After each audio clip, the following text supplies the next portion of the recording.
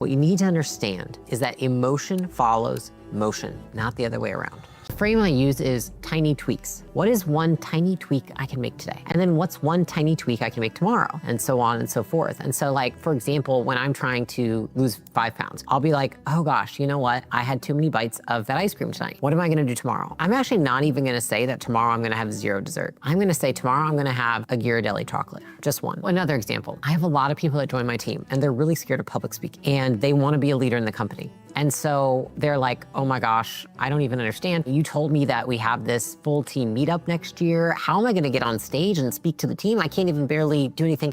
And I'm like, listen, baby steps, tiny tweaks. Here's what we're gonna do. On the huddle on Monday, I want you to just run this portion, it's 60 seconds. Then on this meeting, on Tuesday, I just want you to give a shout out to one person. And then on the next week, I want you to own this portion, it's 120 seconds. And then I want you to also give 2 shout outs to this person. And I've used that methodology over time where I take people from first, they couldn't even speak on a meeting, to then they're running a piece of the meeting, to then they're running half of the meeting, to then they're running the whole meeting, to then I say, wow, if you can run a meeting, you can do a presentation to the team. Then they're doing a presentation to their team. And then all of a sudden, if you can do a presentation to your team, you can do a presentation to the whole team. And they're doing a presentation to the whole team. And then eventually they're speaking at our annual event. And I've used this time and time again to take people who were terrified of public speaking and turn them into people who are rock stars on stage. But it starts with something as simple as I don't say, let's go get you on stage. I say, let's have you speak for 60 seconds on a meeting, on a Zoom call. But that confidence that they build in doing that, that's what gets them eventually to the stage. So you now know confidence is an output, not an input. You need to track your wins to even create that output. And you need to break those tasks down into tiny, tiny tweaks to get there. But I know what you're thinking, which is what if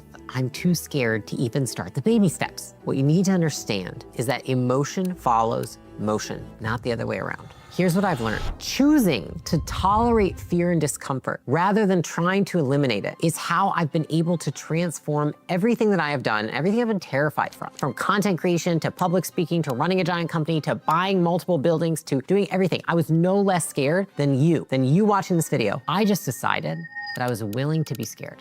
I decided that I was willing to be uncomfortable. Here's the thing, fear is a mile wide and an inch deep. Fear means your brain is working properly. It's not wrong that you feel scared. The thing that's stopping you is the fact that you feel like you must get rid of the fear in order to do the thing. But that's not how your brain has been set up. I'm sorry to tell you. Your brain is wired for survival, not success. It will continue to feel scared until you do the thing.